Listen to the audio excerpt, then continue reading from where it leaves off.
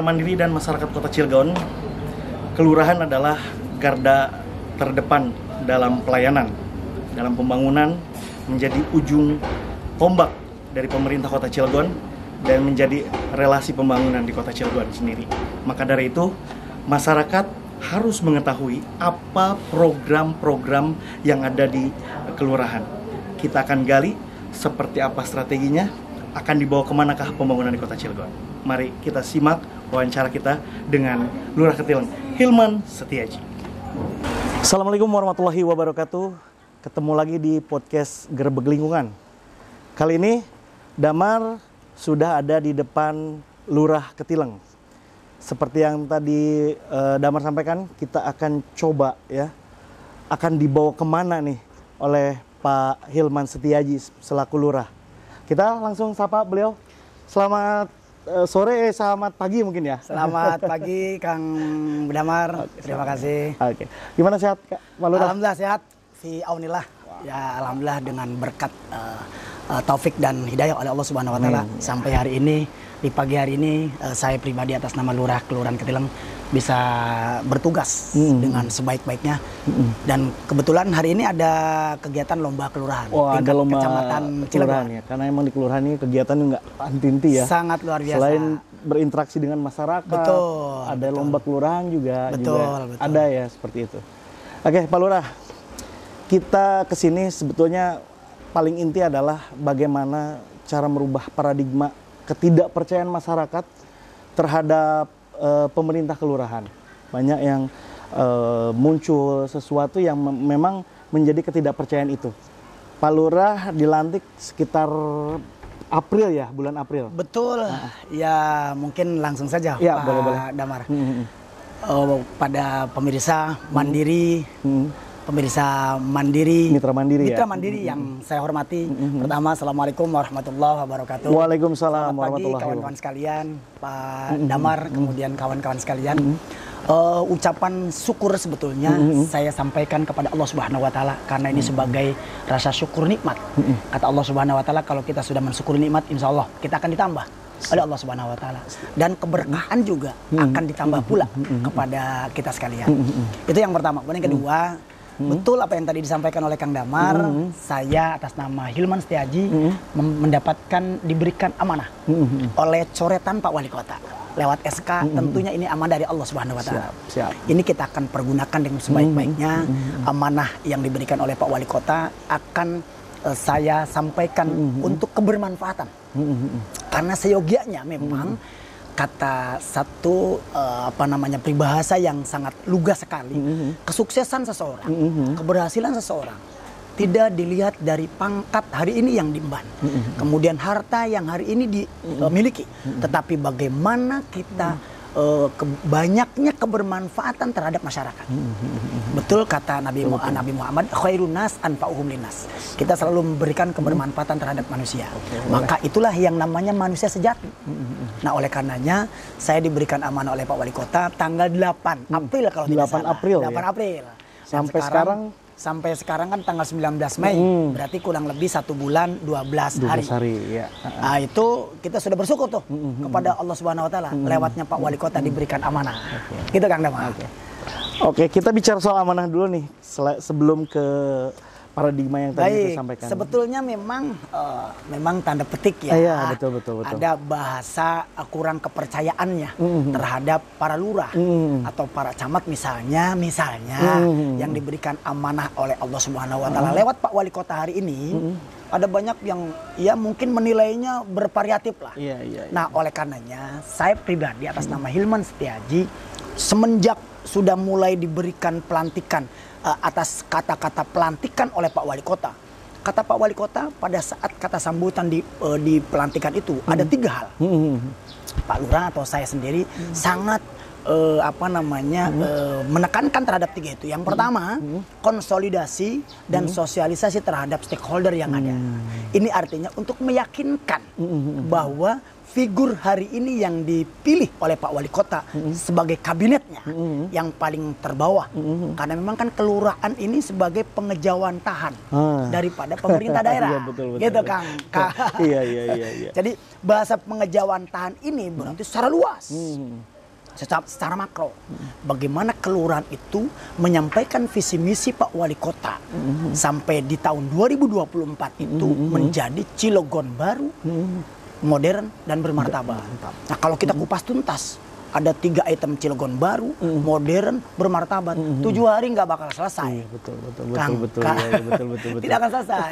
Nah, oleh karenanya, bagaimana kita meyakinkan kepada masyarakat, itu tadi pertama bersyukur. Kemudian rasa syukurnya kita kepada Allah Subhanahu Wa Taala itu tidak hanya sebatas di kata-kata saja. Tidak hanya sebatas syukur alhamdulillah saya sudah menjadi lurah, kemarin menjadi seklur, kemarin menjadi kasih misalnya, kemarin menjadi apalah itu misalnya, kemudian sekarang menjadi lurah, syukur. Tetapi tidak hanya sebatas berbicara di dalam di ucapan saja. Ada aksi, tapi harus ada aksinya, implementasinya.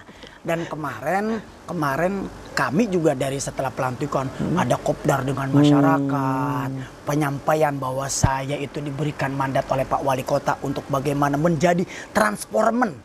Kalau dalam bahasa Uji, kalau dalam bahasa saya itu transformen. Bagaimana seorang lurah, bagaimana seorang Pak Camat misalnya untuk bisa menjelaskan terhadap masyarakat dan meyakinkan terhadap masyarakat akan visi misi Pak Wali Kota hari ini. Dengan apa? Dengan aksi tentunya. Tentunya dengan berbagai macam sebuah aksi. Pertama, sowan terhadap kesepuan, kemudian bisa merangkul kepada pemuda-pemuda, kemudian bisa juga mengakomodir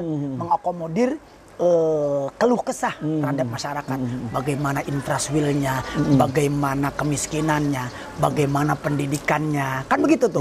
Itulah seorang lurah tugasnya. Saya sampaikan kepada masyarakat bahwa visi misi Pak Wali Kota hari ini keberhasilannya cukup lumayan besar.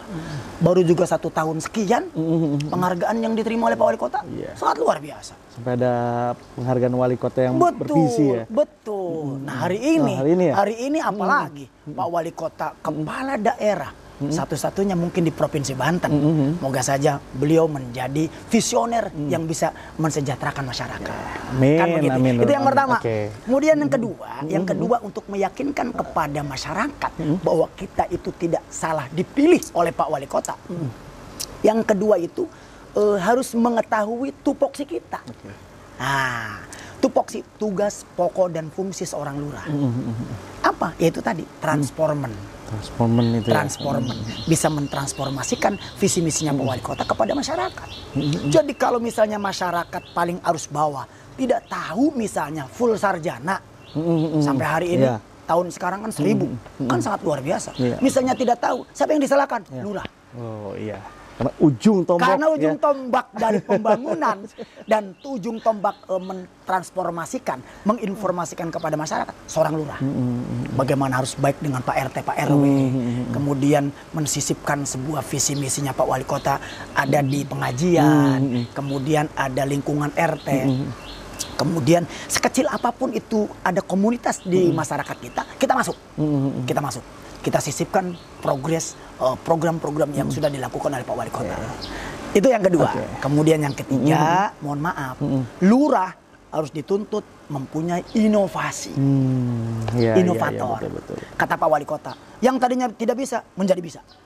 Yang tadinya susah menjadi tidak susah. Inilah yang seorang inovator. Moga saja saya menjadikan ketiga hal ini, insya Allah kita sudah melakukan itu. Amin. Ya kan? Gitu kan. Oke, mantap. Berarti yang tidak ada menjadi ada ya begitu ya kan. Itu inovator.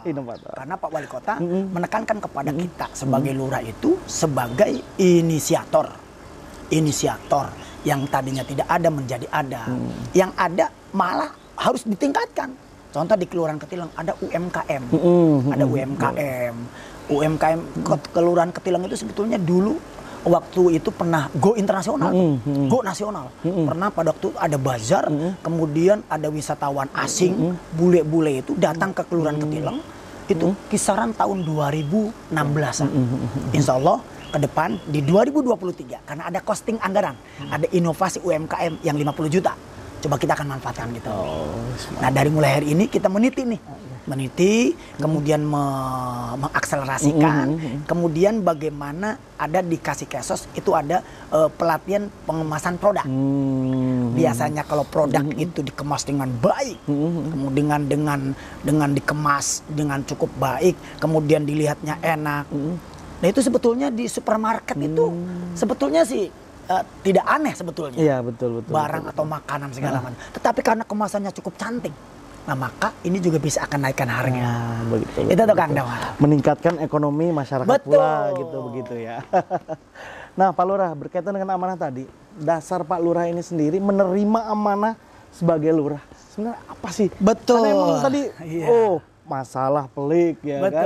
Banyak masalah terutama dengan masyarakat ya kan, dengan beragam masyarakat yang ada gitu. Betul. Apa sih sebenarnya? Baik, ya kalau kita secara pribadi sih diberikan amanah, ya sangat welcome ya. Sepanjang sesuai dengan aturan yang berlaku. Mohon maaf, saya seklur dapat 6 tahun loh. Oh 6 tahun. Seklur 6 tahun. Jadi kan ada bahasa kalau mau jadi supir kalau mau jadi supir itu harus jadi kenek dulu dong. Begitu. Gitu. Iya, kan? Dan alhamdulillah Hilman Setiaji sebelum jadi lurah diberikan amanah oleh Bapak Wali Kota menjadi lurah Ketilem. Saya sudah menjadi seklur. Ini boleh dikatakan jadi kenek terlebih dahulu. Naik jadi lurah, insya Allah saya tidak akan kaget dan kemudian apa di dalam benak pikiran saya kemudian diturahkan dengan sebuah program, kemudian diturahkan dengan programnya Pak Wali Kota visi misinya agar bisa bersinergi dengan masyarakat sekitar. Kemudian endingnya adalah endingnya mensejahterakan masyarakat. Dan kata Pak Wali Kota lagi, doakan pemerintah daerah, jangan mencaci saja, doakan pemerintah daerah agar tugas mensejahterakan masyarakat berhasil. Gitu. Berarti ada dasarnya 6 tahun jadi seklur ya. Itu tuh, kan begitu. Bicara seklur dengan lurah tentu banyak sekali perbedaan. Betul. Ini soal keluarga nih Pak Lurah. Betul. Ini keluarga ini bagaimana cara penyampaian Pak Lurah bahwa sekarang ini Pak Lurah ini adalah milik masyarakat. Betul. Kan Lurah? Betul. Bagaimana Pak Lurah? Betul Kang, iya namanya manusia ya. Iya betul. Hukum alam manusia itu seperti itu. Kadang protes ada saja. Iya. Kadang Pak Lurah juga kadang diprotes sama istri sama anak. Wih bapak ini kadang baru juga pulang jam 5:30. Habis isya kadang ke masyarakat lagi, ke warga lagi. Ada misalnya futsal bersama, kemudian ada kematian, ada misalnya nengok orang sakit, kemudian kopdar dengan masyarakat, serap aspirasi, itu kan juga memerlukan waktu dan memerlukan tenaga yang tidak sedikit sebetulnya. Itu kadang protes, tetapi bagaimana secara persuasif, ya inilah tugas lurah. Dalam konteks badan saya memang milik keluarga bersama, tetapi dalam konteks tugas tupoksi lurah saya ini milik kelurahan Ketileng untuk bagaimana bersama-sama Kota Cilegon mensejahterakan masyarakat. Masyarakat ya luar biasa. Gitu, Kang. Artinya sudah siap semuanya ya, keluarga juga sudah. Oh iya, bapak saya kalau kata anak bapak saya lurah nih sekarang ya kan, nggak bisanya ini kan banyak yang menjadi hal ataupun dasar ketidakpercayaan masyarakat itu. Oh ini mah lurahnya mentingin keluarganya kan begitu tuh. Oh ini keluarganya sini jadi masuk sini gitu kan gitu. Yang jelas bagaimana penyampaian kita seorang lurah kepada masyarakat dan kepada keluarga. Jadi artinya ya bisa-bisa menyampaikan waktu, menyampaikan waktu, kemudian memanfaatkan waktu. Kapan kita waktu luang, kapan kita dengan keluarga, kapan dengan masyarakat, dan kapan juga kita berolahraga tuh. Jangan lupa. Karena olahraga itu menjaga imunitas kita. Kalau kita sudah badannya sehat, maka pikirannya juga sehat cemerlang kan gitu. Jadi harus punya manajemen waktu yang sangat luar biasa ya. Iya, cocok. Oke, tadi kita bicara soal bagaimana tugas pokok fungsi sebagai lurah, bagaimana penyampaian terhadap keluarga. Nah, sekarang kita bicara soal program nih. Baik. Apa program di Ketileng? Baik, setelah saya mendapatkan SK dari Pak Wali Kota, saya berpikir karena memang dulunya saya connect menjadi seklur dan kemudian sekarang menjadi supir kan begitu. Nah, koda di Kelurahan Ketileng, saya langsung berpikir dan berimajinasi lalu kemudian diimplementasikan dengan sebuah program. Alhamdulillah Kang Mandiri Damar ya. Kang Damar kan begitu ya, dari Mandiri Cilegon. Mohon maaf dan mohon disampaikan ada program 3 sebetulnya. Ada 3 program. Ada 3 program yang saya sebagai lurah menjadi lurah Ketileng. Pertama ya sudah sampaikan pada saat sartijab, kemudian pada saat pelantikan pertama, betul kita dikasihkan kendaraan operasional. Itu roda 4. Dan itu sudah kita meyakinkan di setiap pagi untuk kegiatan kantor, dan malam pun saya sudah berjanji, insya Allah tidak akan saya bawa pulang. Oh, jadi standby gitu? Standby Kendaraan dinasnya? di kantor kelurahan. Mengapa demikian? Karena kita untuk menyiapkan warga masyarakat Kelurahan Ketileng yang saat lagi urgenisasi. Iya, betul. Urgenisasi. Contoh, kayak kemarin sudah kita bawa berapa tuh? Udah 4 kali kalau tidak salah. Bawa santunan mau anak yatim, bawa. Kemudian kemarin ada yang mau melahirkan ke rumah sakit, kita bawa. Bahkan sekarang kita bekerja sama dengan para Sri Kandi tuh. Oh, begitu. Para Sri Kandinya pemuda Pancasila. Sangat kita berkolaborasi dengan beliau-beliau gitu kan. Kita dibantu sama tenaganya, kita siapin supirnya, kita siapin kendaraannya, dan insya Allah tidak akan kita minta sepeser pun. Bahkan bensin pun dari pribadi Pak Lurah. Pribadi. Alhamdulillah kita berikan. Sudah 4 kali itu kalau tidak salah. Itu yang pertama. Kenapa demikian? Karena Pak Wali Kota saja mobil kendaraan dinasnya welcome buat masyarakat. Ya? Kenapa lurah tidak? Kenapa gitu? lurah tidak kan begitu Kak? Sangat disayangkan ketika wali kota welcome. Lurahnya kok nggak mau nih dengan saya gitu ya. Dan memang karena memang kebaikan itu harus kita contoh. Kebaikan contoh demi bagaimana masyarakat ada sebuah kesulitan, insya Allah itu akan bisa kita kesulitan itu bisa kita diringankan dengan program kita. Itu yang pertama, Kang. Yang pertama itu baru. Kemudian yang kedua, saya sudah berjanji di dalam benak pikiran saya, bila misalnya saya diberikan amanah oleh Pak Wali Kota dan alhamdulillah diberikan amanah, itu kita akan sama juga memberikan atau mengurangi rasa beban terhadap orang yang terkena musibah. Oh, begitu. Apa itu? Kita memberikan kain kafan gratis. Oh, ada kain kafan gratis. Kain kafan gratis. Alhamdulillah kemarin juga sudah 5 orang yang meninggal. Tetapi mohon maaf ya, tidak gara-gara kain kafannya gratis dari Pak Lurah gitu. Kemudian banyak yang meninggal dunia, tidak. Tapi memang yang meninggal dunia semoga ditempatkan di sisi Allah Subhanahu Wa Taala karena sudah sepuh. Sudah sepuh. Kita berikan kain kafan gratis dari Pak Lurah pribadi. Itu yang kedua.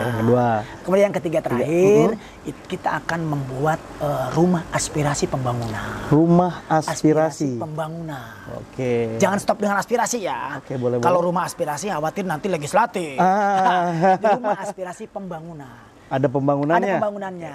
Ada pembangunan, baik pembangunan infrastruktur maupun pembangunan sumber daya manusia.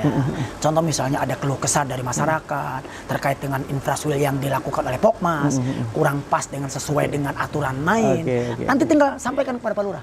Kita panggil, ayo dengan baik, dengan benar. Itu program 3. Oh, 3 program gebrakan dari Pak Lurah. Selama Pak Lurah menjabat sebagai lurah di sini, Lurah Ketileng. Semoga kita berharap kepada masyarakat Kelurahan Ketileng, mohon minta doanya dan diterima saya untuk bersama-sama menjadi keluarga besar Kelurahan Ketileng untuk membangun dan membantu kepada Pak Wali Kota sebagai visi misinya Cilegon baru, modern dan bermartabat mensejahterakan masyarakat. Oke, mantap. Ini yang terakhir nih Pak Lurah terkait dengan program. Ada program yang mungkin yang dicanangkan oleh Pak Wali ya kaitan dengan program lingkungan itu sendiri. Betul. Di Ketileng ini ada berapa RW sih? Kalau RW ada 4. Ada 4. Kalau RW ada 4, RW 01, RW 02, RW 3 dan 4. RW 01 Ketileng Timur, RW 02 Ketileng Barat, RW 03 itu Pagebangan, dan RW 04 itu yang di depan Ramayana. Dan insya Allah ke depan bagaimana lingkungan, kita sudah mulai menyisir nih Kang. Kang Damar sudah mulai menyisir. Bentar lagi kita mau ada program justisi. Justisi Oke, karena justisi. setelah Lebaran ini khawatir ada eksodus. Oh, begitu. Ada eksodus warga yang tanpa diketahui oleh kita. Nah, itu juga kan kita kekhawatiran. Khawatir eksodus ini juga akan membawa berdampak baik, bahkan berdampak jelek misalnya kepada kita. Maka kita antisipasi dengan program justisi itu. Justisi itu sendiri ini. Apa menjadi masalah yang selama Pak Lurah menjabat yang terberat Itu yang sering ada disampaikan? persoalan dan permasalahan Apa tuh? sebetulnya. Iya. PR yang paling besar dan berat bagi saya. Satu, akses menuju kantor kelurahan. Hampir mau saya sebutin tadi, soalnya sampai sini di jalan ini menuju kelurahan nih, agak lumayan nih. Iya. Gitu. Itu ya pernah saya sampaikan kepada PU, PUTR juga sudah sampaikan lewat Ibu Kabid, Bu Retno. Iya. Ibu Kabidnya kalau tidak salah Bina Marga, bukan Tata Ruang ya, karena Bu Retno kan ada dua. Iya, betul. Dari ke Bina Marga, dan beliau sudah menyampaikan kepada saya, insya Allah ini dana appraisal, tim appraisal tahun ini Oke. keluar. Tahun ini keluar 2022, kemudian appraisal turun, kemudian ada honornya mungkin kan begitu. Kemudian di tahun 2023 masuk anggaran di ABT. Nah, dan kami juga sudah sampaikan kepada masyarakat, karena ini keluh kesah masyarakat. Oh iya, betul. Dari tahun ke tahun, dari lurah ke lurah, sudah 3 lurah sampai hari ini PR besar saya. PR besar saya. Dan Pak Lurah juga mobilnya kadang kemarin habis dicuci segala macam ke sini, oh udah kotor lagi. Iya, Nah, betul, bagaimana betul. dengan warga masyarakat kalau misalnya tidak mempunyai mobil, kemudian kalau tidak mempunyai motor, kalau tidak mempunyai sepeda misalnya, jalan kaki misalnya, habis hujan sampai sini, wallahu a'lam bishawab. Wallahu a'lam Makanya bishawab, ya. saya mengharapkan kepada pemerintah daerah lewat kebijakan Bapak Wali Kota Cilegon, Bapak Heldi Agustian, lewat PUTR agar segera mungkin untuk diperbaiki jalan akses menuju kelurahan Ketilang. Amin. Amin ya rabbal alamin. Oke, terima kasih Pak Lurah atas waktunya Baik. di program kita Grebeg Lingkungan ya. Sewaktu-waktu kita juga bakal kesini lagi. Baik, Ya baik. kan? Terima Mungkin kasih, kalau terima lagi jalannya dibangun ya kan enak bagus ya kan. Siap, Oke, siap. terima kasih. Terima kasih Pak Damar. Oke, Mitra Mandiri dan juga masyarakat Kota Cilegon ya. Tadi sudah kita pertanyakan ya. Langkah apa yang ingin dicapai dan apa saja sih program sudah tadi dijelaskan oleh Pak Lurah secara detail ya. Karena beliau sangat energik sekali. Mudah-mudahan apa yang menjadi cita-cita bisa terlaksana. Kita kembali lagi nanti di Grebeg Lingkungan selanjutnya di 102 Mandiri FM Cilegon di podcast kita.